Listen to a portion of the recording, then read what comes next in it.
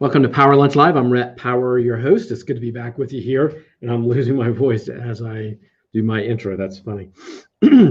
Anyway, Power Lunch Live is about we have the best, today's thought leaders, best-selling authors, people who are doing amazing work in the world. That's the whole point of the show. We have them on the program so that we can get better at what we do. We want to learn from our guests. That's the whole point. Now, you can watch the show on LinkedIn Live, Facebook Live. You can watch it on Twitter. You can watch it on YouTube. Now, we monitor all those channels during the show. If you have a question, please ask it. We want to make this program as interactive as possible. So if you have a question of Bill today, I'm sure Bill will be more than happy to answer. And so anyway, let's get to that.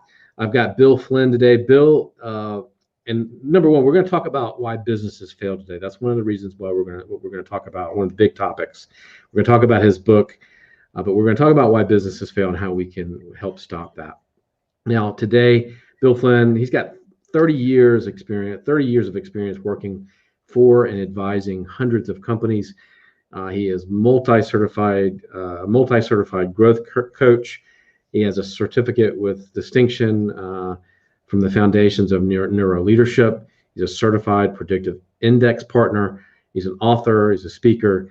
His best-selling book, Further, Faster: The Vital Few Steps that Take the Guesswork Out of Growth, continues to garner lots of praise. Bill, welcome. Hey, Rhett, thanks for having me. I appreciate it. I'm glad we were able to do this. Yeah, no doubt. So it's been a weird year, and talk about what you're seeing. I mean, I know you work with a lot of different businesses. What are the challenges are they facing right now? And I mean, I think it's got to be, COVID obviously, sure. But are things like the social justice issues having an impact? I mean, clearly the economy's having an impact, but what are you seeing? Yeah, so I work with directly and indirectly, probably a few dozen companies right now, and I've sort of seen them fall into a couple of buckets. One is mostly COVID right now. I have clients that were devastated by COVID just because of the nature of the business they're in. One of them is a study abroad company. And no one's studying abroad, so it's very difficult for them. They've had some really difficult decisions to make. I had to lay off, I think, close to 90% of the company so far, and they're just trying to survive and waiting for this to end because people will travel again at some point. I've had other on the exact opposite where, since you mentioned you just started traveling, but a lot of budgets moved from events and other things where you had to go somewhere. They still want to drive business. So this is a lead generation company and their business went through the roof. And they, small company, but I think in the first few months they were up 80% from what they were previously. And they're still holding pretty good at 40-50%. And a number of others just had a really tough time. They're just surviving. I have an apparel company I work with, and now they're making masks mostly. They're starting to get a little bit back into what they were doing before. Right. So that's certainly an issue. I haven't really seen the social justice thing at least come to the fore for me in terms of what they're doing. I have a few coach friends who live in Minnesota, and he was telling me he could see fire from his window, and and it was difficult. So I have peers that have definitely been impacted by that, but it's mostly economic, I think, that I've seen. And I've heard this many times. I'm a huge Scott Galloway fan, and COVID has just been an accelerant more than anything. If you weren't ready for it, and which most of us aren't or weren't, then it accelerated whatever path you were on. If you were ready for it, then you can survive it, and in some cases accelerating a path of growth as well. So that's sort of what I'm seeing in a nutshell. If you were well run, you probably survived, you probably pivoted, you probably did okay, right? Yeah. I hear that a lot. Let's go back to sort of the same question though, and dig a little deeper in it. I mean, COVID is wreaking havoc on small business, small, medium-sized business. I mean, just some alarming figures. Yeah. If you're a business that's sort of struggling right now, I mean, what do you do? Because I mean, you do a lot about you work with a lot of businesses, and I mean, you've got, you talk a lot about leadership. What do you have to do as a leader right now to number one, stop the bleeding and stop and survive this? But what also do you have to do as a leader to change and to get through and get you and your people through this? Are there some things that you have to do? Yeah, of course. I mean, go ahead. Yeah, sure. So first of all, COVID is like the future. It's already here, but it's distributed unevenly. It's impacting all of us differently, and we're all reacting to it in different ways. I'm in a very small town here in Massachusetts, and I get to read stuff on Facebook, and it's just crazy the things people are saying about things, and you can just see how people are reacting to it. Some with fear, great fear. Some with sort of a laissez-faire attitude of whatever. And I think that's the first thing you have to understand as a leader, is that everyone in your organization is viewing this differently, and you have to be empathetic to those positions, and you have to really understand that there are probably 3 different modes that people will be in. You mentioned I have a certificate in neuroscience, and I'm a big fan of the NeuroLeadership Institute, and David Rock talks about sort of 3 things, especially with COVID, but in general, is that most times we're in this sort of environmental threat, meaning, we know that at any point in time we could die, we could get hurt, you get hit by a bus, whatever. So there's always that specter, a little bit of it, but we can live with it, right? And that's how mostly what we do. And then the next is, hey, it's sort of in your neighborhood. There's someone that or someone that has had it and been impacted. I have a really good friend who was one of the first ones who got it, and she's probably about our age, and she's extremely fit, healthy person, doesn't drink, smoke, whatever. And she almost died 3 times. She told me, she was at Mass General Hospital, and she almost died 3 times. So I probably am more in that, she's a good friend of mine. And so that's a concern. My daughter has an autoimmune disease, and we're told that she's not any more risk than anyone else, but we also know that we don't really know what this thing is. So we'd rather sort of go on the side of caution. And then there are people who have it, and it's right there. It's in their house. It's in their sort of first circle. They're all going to react very differently to this. And you have to understand as a leader that you can't just sort of make it a vanilla thing. So that's really important. And by the way, not only the people you work with, but your suppliers, your partners, your customers. So that's really important. And the next thing is, we already touched on it, is cash. This is an economic crisis. This is like 9/11. This is like 2008. They're all different in different aspects and different hitting people differently. This is sort of a K recovery, right, where others were impacting certain areas. So cash is super important, and that's one of the first things. I'm part of a few hundred coaches around the world, and we got together. We're of service, and we wanted to say, hey, how can we help people? Even though a lot of us lost a lot of business, or at least had business paused. And we wanted to help. And that was, we said first, safety is first. Understand how this impacts those stakeholders in your business.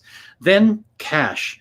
This is the first time in my life where basically the government is giving you money if you apply for it, right? I don't know. I can't imagine it will ever happen again. It might not even happen a second time, even though they keep talking about it. And my advice was, take it, because you have no idea how long this is going to last. Likely you're not going to have to pay it back, or that which you do will be like a 1%. It'll be the best money you've ever borrowed. And I did the same thing. I lost 93% of my income on March 15th, basically, and I didn't bill for 3 months. And I'm the only income provider in the house, and I'm the only one who works here.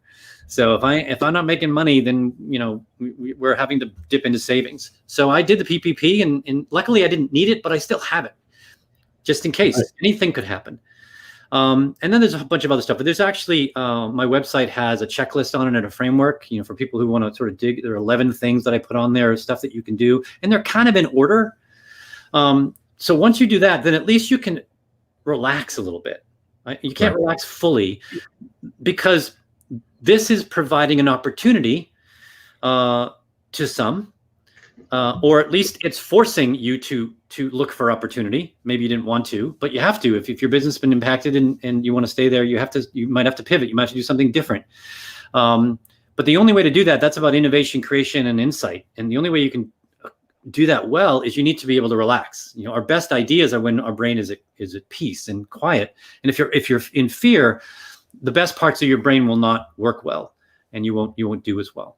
So you have to create that environment as best as you can. So then you can figure out, okay, now what do we do, right? As I mentioned earlier in my apparel company, they don't want to make masks. They hate making masks, right? They do badass streetwear, human streetwear, which is this cool little company, right? And they love that. They're all geeks, and they come in on the weekend so they can play games, games with each other on video and such. And their audience is a unique audience. But they sell expensive clothing and they get hit, so they have to make do, and that's what they're doing. So that's sort of what there's a bunch of other stuff, but that's those sort of the first two things I'd say. Create that environment so you can be innovative, creative, and insightful. If not, then you're going to be in a high stress environment, and stress kills, and it's not good. It kills ideas, it kills people. So try to make that environment for yourself and for your stakeholders. You talk about a lot about how we do change. You talk about how businesses fail within 10 years, and you've got a bunch of statistics around that.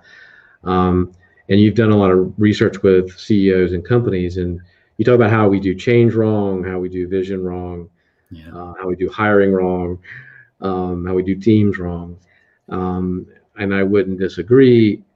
Talk about that a little bit, because I think you talk about how there's a meaningful gap between what science knows and what business does. Yeah, I love that. Talk about that a little bit. Yeah, so so I've been a Vistage speaker for a number of years. For those who don't know that are listening, a Vistage is a peer advisory group, and so a bunch of CEOs get together, 10, 15 or so, and they help each other, and they meet once a month, give or take, for half or 2/3 of a day. And they have speakers come in, and I've been one of them. I've spoken to hundreds and hundreds of CEOs.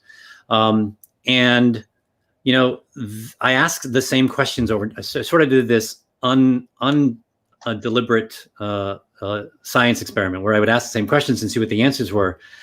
Right. And often what I found is, and these are generally good sized companies, they're millions of dollars. Some of them are hundreds of millions of dollars, generations, 30, 40, 50. There were a few that are 100 years old that I spoke to.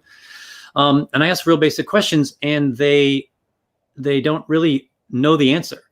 And the answers are already made. There are people out there that have been doing this for a long time. We've got Drucker, Deming, Shine, now we've got Sinek and Buckingham and Lencioni and whatever. And these people are thought leaders, and they're telling us, here's what works. And we also have leaders that have proven to us that if you do these things really well, my favorite leader is Alan Mulally, who most people don't know who he is. And to me, he is probably the best leader we've ever had, at least in my lifetime. Why? Because he went through 2 existential crises in specific industries and made them better coming out than they went in. Yeah. He turned around Ford and Boeing. So yeah, it's crazy, right? Now Sir Jobs is great, Walton's great, Kelleher's great, name your people, but no one did it twice. So there are examples of how to do it. And in my research, mostly in the last 4 or 5 years, but really over 30 years, I've always studied success. How have business leaders become successful? And I found that, it's not that complicated. Actually, it's the opposite of complicated. They do the same few things really well, and they do them over and over and over again. And so I think that's where a lot of leaders fall down is when I was talking about Vistage, I would come in and they would do a checklist when you come in, and all of the folks would have to say, how are things going in the business? How's your health? How's your family? Whatever. And family and friends was always the lowest number of the check-in. And I would say that, I said, look, you have a lot of 5s and 4s and 6s as opposed to 9s and 10s. Why is that? Well, my business is just sucking the life out of me. The more I'm in business, the more I have to spend there. I used to be 50, 60. Now I'm 70, 80, 90 hours a week. And so I think that's what happens, is that we forget that we can look outside, even our group, of where success happens. And the best leaders don't spend a lot of time running their business. They spend a lot of time creating the environment so others can run the business for them, and spend most of their time predicting the future. and thinking about the next few years and what needs to happen. They say Jeff Bezos is 2 years ahead of every quarter. We can argue whether he's a great leader or not, and a great person, whatever. But I mean, he's doing some pretty amazing things. Right. So that's what they need to do, and most of them don't. They spend most of their time. One of the questions I asked every single time, so I've had hundreds and hundreds of answers, is you're the CEO. Tell me how much time you spend in the business versus on the business. And the answer was always somewhere between 10 and 20% on and 80 to 90% in. And I said, that's the opposite of what it needs to be.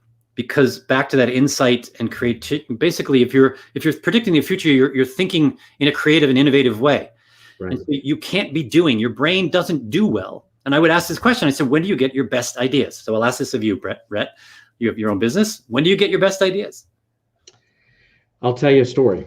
Okay. To answer your question, I'm glad you brought that up today, because you've nailed it. Because when I started the toy company, the first couple of years, it was just 120 hours. I don't know how many hours in a week, but it was 7 days a week, 24 hours a day, it felt like. And it pretty much was. And we were spinning our wheels. Those first couple of years, we spun our wheels. We weren't working we were working in the business all the time. I used to say we were on the truck all the time, right? Because we were making deliveries, we were back in the back boxing boxes, we were working in the business full time, nonstop. And it didn't give us any time to think strategically, to work strategically. And it burned us out, and it almost cost us the business. And the minute we made that transition and made that decision, and what I started doing is, it started with Wednesdays. I finally figured out, look, I have got to get out of here. I've got to trust my people. I've got to let them do their thing and let them do this part, because my time is not well spent back there putting tape on boxes and putting shipping labels on the boxes. Just right. Not right. And within a couple of months of actually taking that day off out of the office and sitting in a Starbucks, where I could make the strategic phone calls, I could write those emails that I'd been putting off, I could make those phone calls that I needed to make. Mm-hmm. And then gradually started going and doing the sales calls and the things that I needed to do. Our business exploded. Yeah. When I got out of the business, out of being in the back and being on the floor, we took off, because I was able to do what I needed to do for the business. Exactly. And, it didn't mean that we didn't go back and we didn't check in on things, and we didn't. But when we made that strategic shift, it made all the difference in the world. So, to me, I've taken that lesson.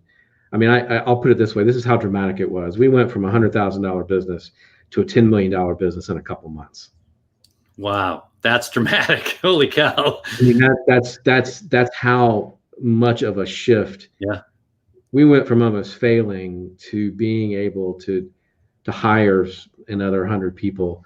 And, so I think that it made a dramatic difference within 6 months. Wow. So, I never heard that fast. That's tremendous. Good for you. That's good. Well, there was a little luck in there, but we made our luck, right? We were able to make our luck because we were able to think. We were able to be strategic. We were able to. So I take that lesson every day. I've got people that I help with this show, that do some of the things I don't need to do, because that's not where strategically I need to be. So right. To me, my ideas come when I have time to sit down and read, or sit down and think, to sit down and do things that are good for me, in my soul and in my head, and give me the time to take out all the busy stuff that's distracting, right? Social media, all that other stuff, a bunch of stuff that's distracting. Yeah.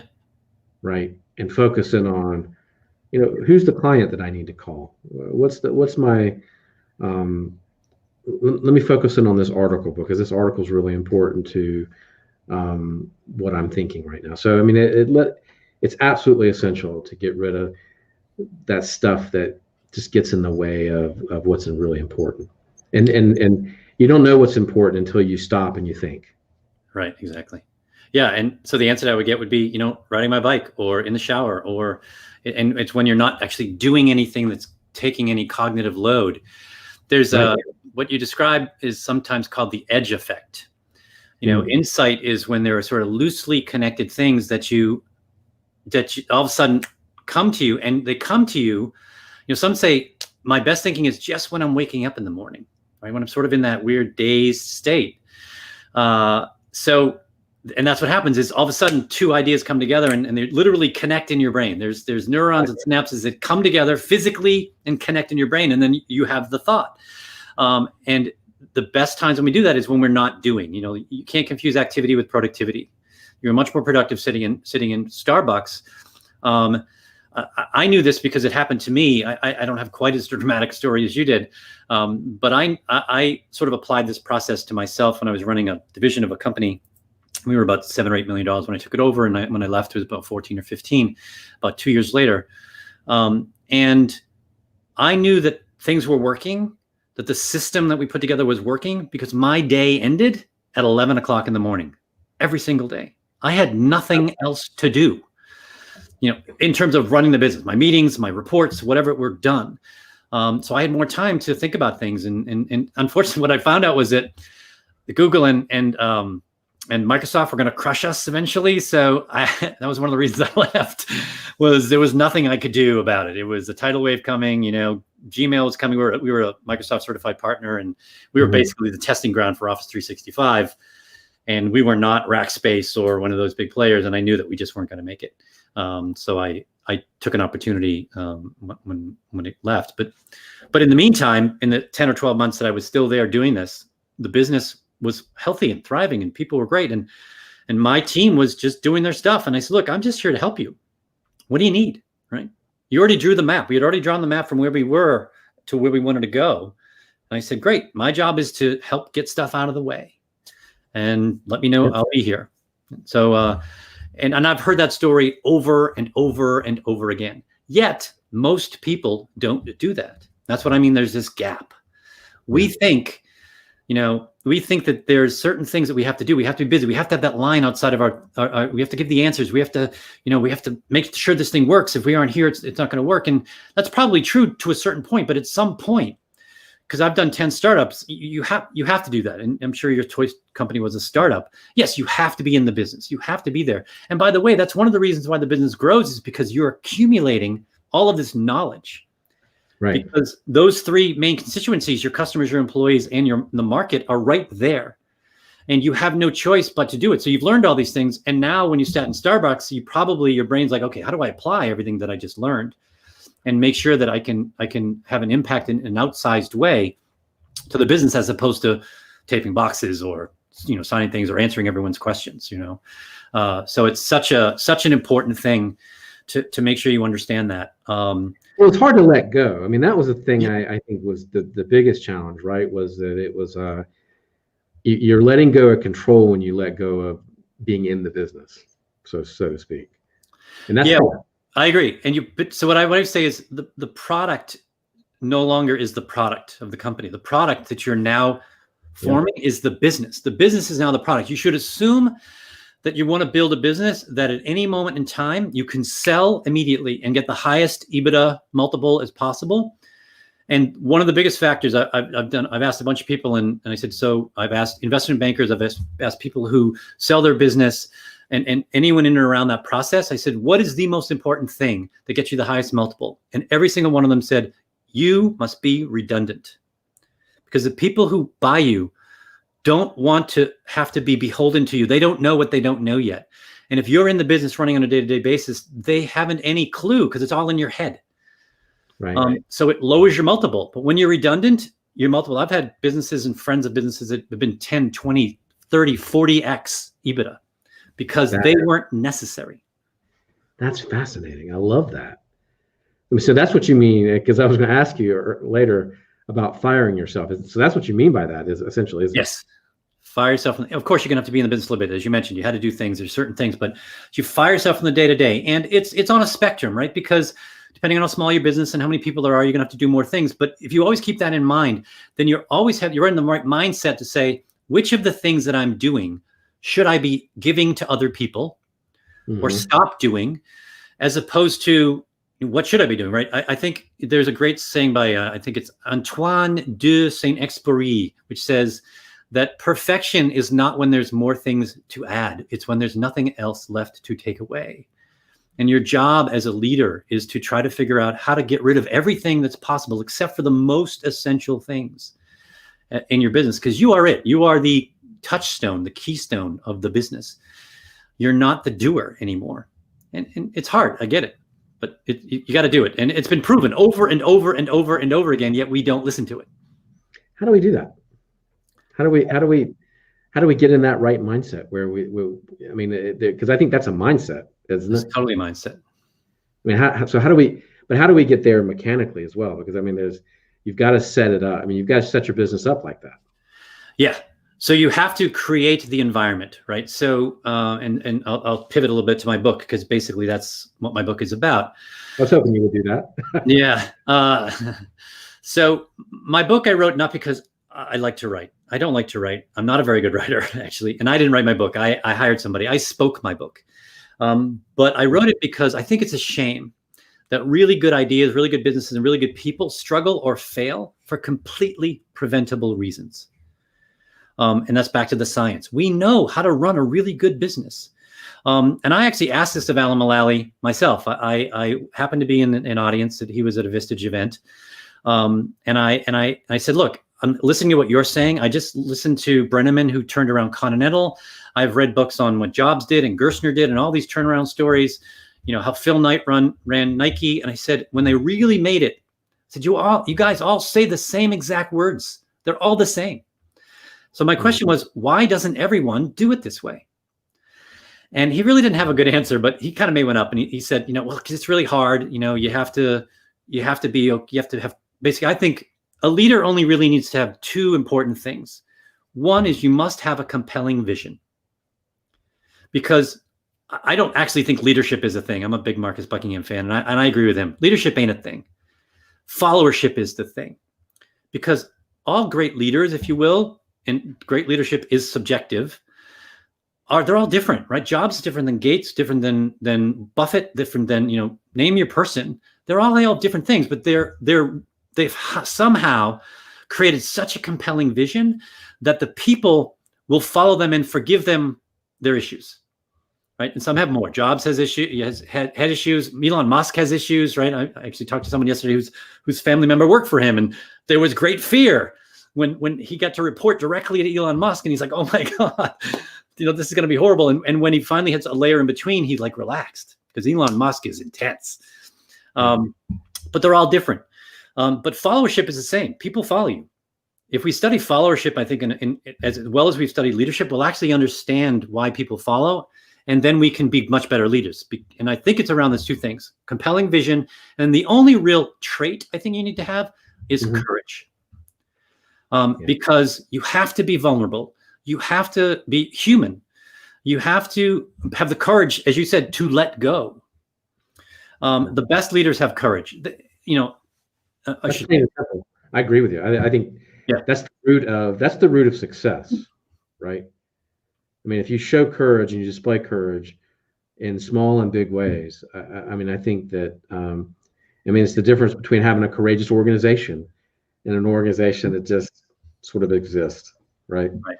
Trying not to fail, right? And that's what we do, especially as the more we succeed, the more we lean towards not failure, as opposed to keep going, right? And breaking things and putting ourselves out of business in certain areas. We don't want to do that. We want to protect what we have. It's a human nature, right? So you ask how you do it. It's really, and I think Mulally is right. It's really hard because it goes against the brain, right? So to me, your brain is not yours.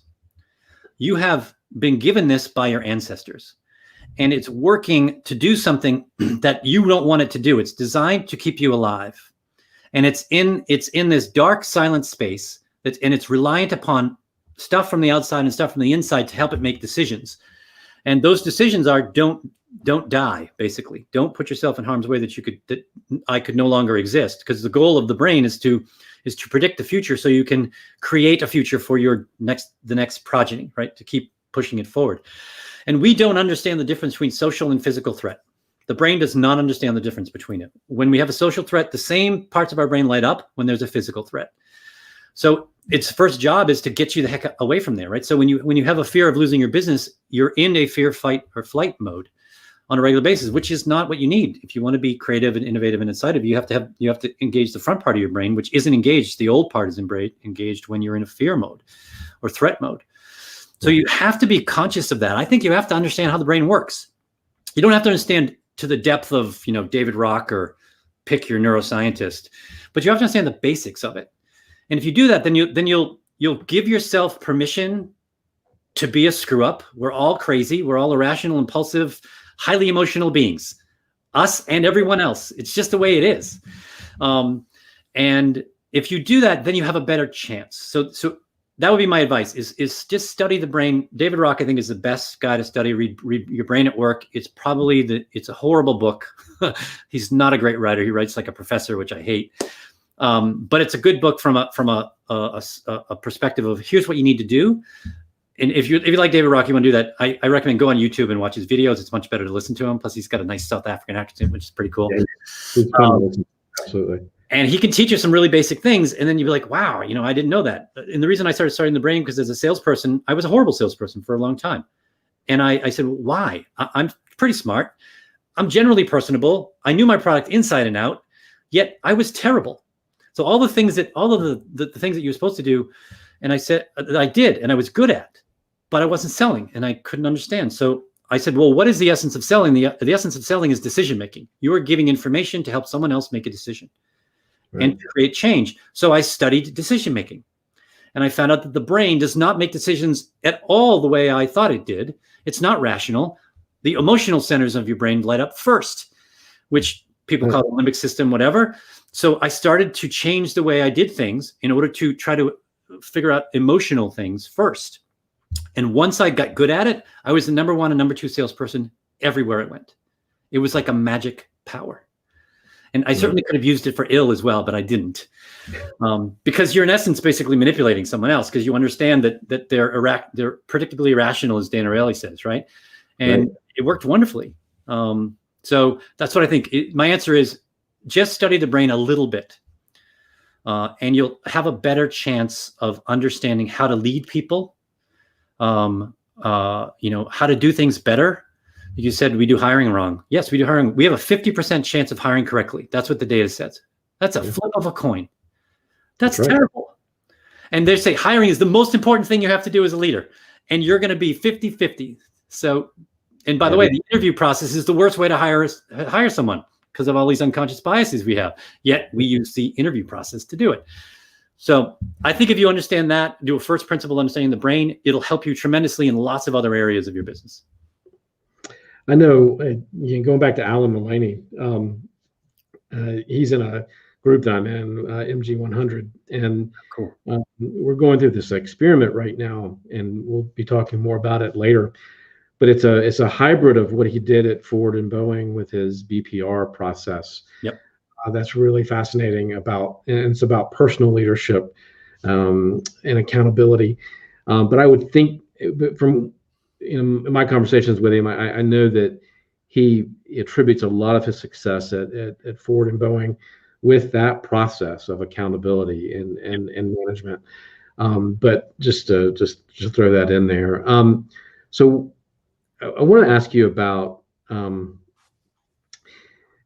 a couple things. Number one, more about the book. In the book, you talk a lot about one of my favorite chapters is about creating culture and psychological safety. What do you mean by that?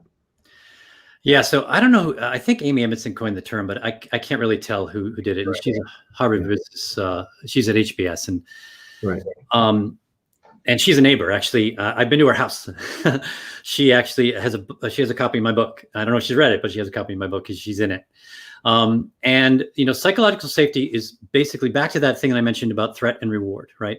You have to understand that the brain the main job of our brain is to predict the future. And it's predicting, is this a threat or is this a reward? Those are the main two things it's doing. It's saying, are you a friend or a foe? Is this safe? Is this not safe? Is it okay? And it supposedly does that 5 times a second. That's what I've read. I don't know if that's true, but Sounds a right. lot. It does it a lot, right? So you have to create this environment where it feels more towards reward, right? And Amy talks a lot about in her work. She works mostly in sort of medical environments, and she studied surgical teams and found out that, she thought her premise was, I don't know, this was 10, 15 years ago. She said, oh, the best surgical teams are probably the ones that make the fewest mistakes. And then she did the research and she found out that actually that's not true. And it wasn't necessarily that they made the fewest mistakes. They admitted to the fewest mistakes. And the ones that were the best were safe. They felt like it was okay to say, I screwed up. Or, hey, Mr. Surgeon, you left a sponge in there. Or whatever. You missed this thing. And that's when they had better outcomes. So you have to create that environment where that psychological safety is basically you feel safe that you can admit freely mistakes, errors that you made. You can throw out crazy ideas and not feel like you're going to have ridicule or scorn or retribution in any way. When you can create that environment, and that's when you can also create that environment that you did, which I'm sure you probably did in some way, is that people are now feel more open to stepping up and taking responsibility for helping you reach your vision. Where before, if we do it inadvertently all the time. And my favorite example is, and I'm sure this has happened to you, and you might have even done it as a leader without even knowing it, is, hey, let's say we're in a meeting and I'm running the meeting and you're my boss. And the meeting's over and you tap me on the shoulder and say, hey, Bill, I have a couple things I want to talk to you about the meeting. Can you follow me back to my office? And that's all you say. Done it all the time. Yep. Right. And then so immediately I'm, oh my God, what are you wrong? Right. And then I'm following you back the 20, 30 seconds behind you saying, okay, what did I do wrong? Is this going to be the last straw? And is this the last straw? What's going to happen? Am I going to lose my job? Maybe am I going to look bad in front of my friends? If I lose my job, am I going to, I got the kids going to school. We're going to go on vacation. My wife's going to go crazy. So by the time I sit next to you or at your office, which by the way is a status symbol, your office, which puts you above me, and then you sit behind your desk, another status symbol, my brain is pretty much in full threat mode. And you might be saying, hey, Bill, that was a really good meeting. I just want to let you know, I thought it was really cool. And that might be good, but I'm not actually listening to you in any way, shape, or form because my brain is spinning. It is catastrophizing, right? Right. I've been in that all the time, right? Yeah, exactly. So here's what I suggest. Here's what you could have done is you could have just sat down next to me and said, hey, Bill, that was a pretty good meeting. But as you know, one of our core values is Kaizen, right? We're always looking to continuously improve. So here's what I'd like to do is I'd like you to put some time on my calendar and I'd like us to sit down and talk about this meeting. I would like you to bring 2 or 3 things that you thought went really well in the meeting and a couple of things that you thought if we improve them would make it even better. I will do the same thing.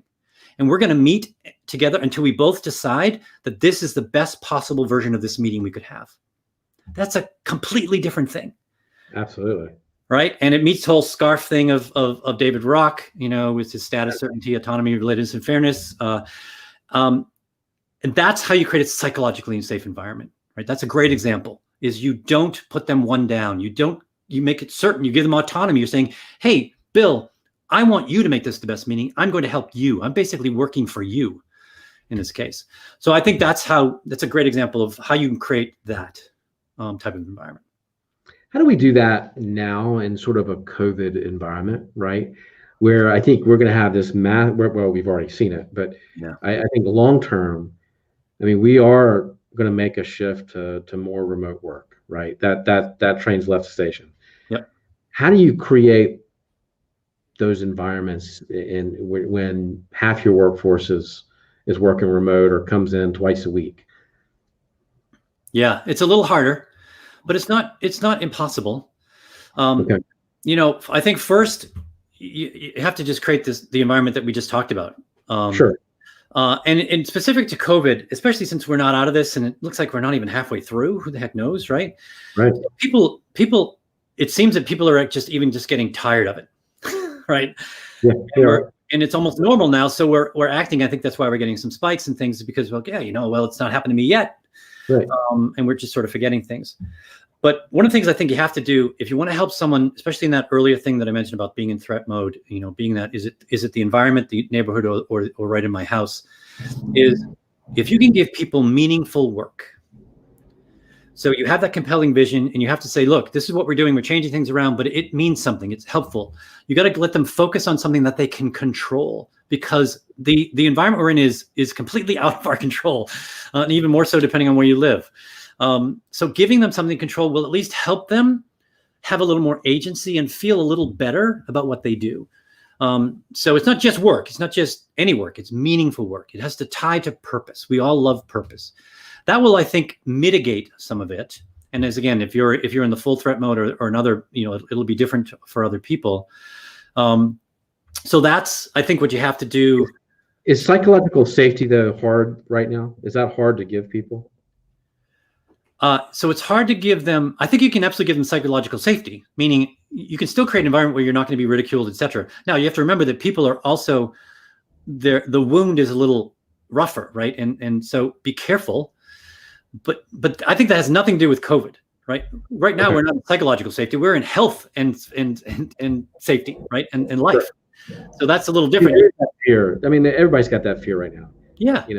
When's the hammer going to drop? When am I going to get laid off? When am I going to? I mean, that has got to be in everybody that works. Yes. That's got to be in their mind. Yes. So you have to. So what I recommend is you communicate. You condense your communication strategy, right? You have to keep those things up. So when you're on these calls, you can say, okay, here's what we're doing. If you remember, this is our plan for the next 3, 4, 5 weeks. This is what we're doing, right? Rhett, this is your job and you're doing that. And this is how it's making a difference. Bill, you're doing this, X, Y, Z all the way through. And they get it. And then you know what? In 6 weeks, we're going to look at it again, see what's changed. We're going to do it and say, okay. And you're going to have to condense that. So communicating, over communicating. I'm always a big fan of over communicating anyway. I make a joke that if you're a CEO, eventually the E turns to explanation as opposed to executive. And your job is to just say the same thing over and over and over again. Right. And I say, look, when they start to roll their eyes and finish your sentences, now you're making progress. It's not until then. And you're not done. You've just started making progress. Love that. It's just what happens, right? It's like advertising. You got to keep hitting them. Right. And I think if you do that, then you've at least put yourself in a better situation. But again, you also had, the problem is you had to have been already upstream, right? And I'm a big fan of leaders that struggle the most keep solving the problem that's in front of them. The best leaders try to solve the problem that's creating the problem that's in front of them. And if they keep going upstream, right? I think Dan Heath or Chip Heath just wrote a book on this. If you keep doing that, eventually you'll get to root cause. And that means that you don't have, that's when you work less, because you've actually created this environment where others are taking care of these things. And I think if you can keep doing that as much as possible with COVID, you've created that environment. But yes, it's unknown. That is just something we have to deal with. So what are you excited about right now? What scares you? Good question. So I'm excited that I consider myself an unknown and less than talented Simon Sinek. I am an optimist. And I think that, he says, my job is to tell you all the stuff I'm learning and then you guys can go do it. I'm a little more pragmatic. I'm like, okay, I'm doing that. And I'm helping you to actually do it. My book is a DIY book. None of his books are DIY. No. And you've probably seen, there are 25 exercises that go with my book, etc. Very practical. It's a very, very, very useful book, actually. Yeah. So that's what I'm excited about. I think so. My stuff is getting noticed. Actually, Alan Mullally called me. I met him that one time, but he doesn't know who I am. But I wrote something about him several years ago, and he read it, and he actually reached out to me, and we had like a half-an-hour conversation about kids and humility and all this kind of stuff. And he said we were separated at birth and something, and he gave me his personal cell phone and his personal email address and said, "Call me anytime." He said, "I might be in the Biden administration. Maybe we can do some stuff together." I'm like, okay. I don't know if that'll ever happen, but that kind of stuff excites me. It's like, okay, I'm throwing all this stuff out there and I'm doing these podcasts and et cetera. And somehow it's connecting with certain people. That's exciting for me. The thing that scares me the most is that what I'm asking people to do, I sort of joke that 90 to 95% of all leaders should have someone like me or you or whomever to help them. Yet 90 to 95% of those will never do it. Yeah. Because we're working against so many things. And I equate this all the way back to Frederick Winslow Taylor and Galton, and education system. We've been trained from an early age to have the answers, to not be safe, but to challenge, right? And not ask questions and help people to get better, but to create this environment that's very sort of structured. And that was great when we did routinized work in the Industrial Revolution, but it ain't so anymore. This is about creativity and insight. This is thinking and being nimble. And so that's what scares me, is that there's such a difficult sort of tide working against us that that we're not going to break free. But I'm going to try. I love it. This is I'm going to do this until I die. I think this is worth doing. It is absolutely worth doing, and you're absolutely right. We all need somebody like us on our shoulder, sort of helping us, pushing us harder, holding us accountable, pushing us harder. I'm on a weekly call with Marshall Goldsmith and our Marshall Goldsmith group, and he asked us a question yesterday that was, to me, was very profound. Who do you have in your life that pushes you harder? Yeah. Right. That holds you accountable. We all need that. It doesn't matter who we are. Yep. Right. Whether you're the Steve Jobs of the world, or the Alan Mullaneys of the world, or the Rhett Powers or Bill Flynn's of the world, you need, it's good to have somebody that does that for it. Jobs had Bill Campbell famously, right? So did Eric Schmidt and Sergey, and all the best people have a coach. Michael Jordan had a coach. Larry Bird had a coach. Just multiple coaches, right? Yeah, it's just what it is. And I keep saying, I don't know how to run your business, but I know that you already know how to be great. And sometimes you just get in your own way. My job is to just ask you questions to say, oh, I never thought of it that way. Like, one of the best things is you have to create the best team, and the team starts at the top. My first question is, would you enthusiastically rehire everyone on your senior leadership team now that you know them? And if the answer is no, then that's your first job. You need to have all 8 players surrounding you because they're making your life easier. If you don't have that, then you have to work harder. There you go. Go ahead. That's our takeaway right there. Yeah. That's our takeaway. And that's the question. That's a great question. I think it's a great question every CEO, every entrepreneur should ask themselves, right? Yeah. And you should ask and extend it to customers, partners, suppliers, all the way through. And if the answer is no, then you got to fix that, because those are the stakeholders are what's making your business what it is. It's not just you. You're part of an ecosystem, and you have to understand that. And if you create the system that works for you by picking the best people to work with and helping them, it's a two-way street. It's just so much easier. This is basically conscious capitalism, right? This is Mackey and Ciciotta and all these guys, right? That's basically what they say, right? Surround yourself with the best stakeholders, treat them really well, and you put yourself in the best position. It's not a guarantee, but you have to put yourself in the best position. Yeah, it certainly mitigates your risk. When you put yourself, when you surround yourself with that kind of team, you certainly increase your chances of success. That's for sure. True. Hey, Bill, thank you so much for being on the program today. Thanks for having me. This was fun. I wish it was longer. Me too. Hey, thank you for spending almost an hour with us here today on Power Lunch Live. Hope you enjoyed the time. We'll put Bill's contact information and website in the chat after the show.